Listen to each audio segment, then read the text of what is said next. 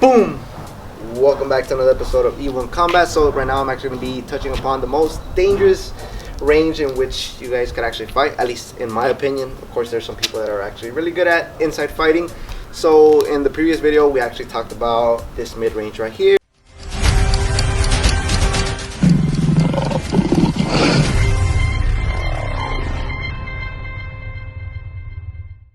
So back here, maybe, I could be a little bit more upright, right?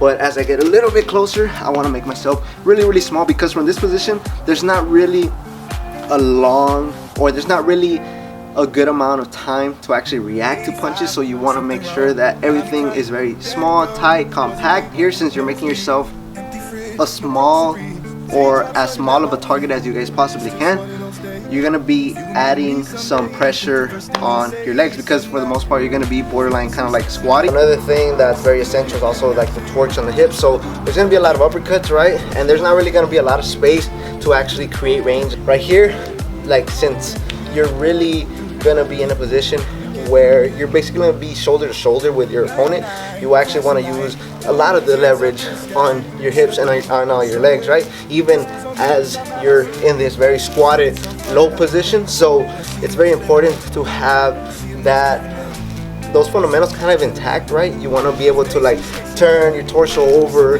create leverage on these punches, and at the same time be able to roll, flip, duck, move your head on one side to the other side, and be able to attack, not just the left side, but also the right side, also the head, also the body. Make sure that you also don't forget that from these positions, you guys can actually still create angles, right? Still create angles, straight create angles while you're boxing on the inside. And of course, there's other fundamentals that you guys could actually utilize. So you guys could actually utilize, like frames that we talked about. So that's very important while working on the inside, and also like pulling people's gloves down, like little small techniques like those will actually take you far on the inside. So make yourself small. Keep a good solid tight guard. Keep your punches very solid, tight. Make sure that you guys utilize a lot of torque on the hips to create leverage, especially on those short little punches that can't really travel that far. So make sure those are really tight. Also, don't forget that you guys can actually create angles, right? So don't forget that just because you're on the inside doesn't necessarily mean that you guys can't actually get a bit of an edge on your opponent. And also, don't forget to use other techniques such as frames, pulling down guard, right? So that way you guys could actually get the upper edge. So that will actually conclude my video.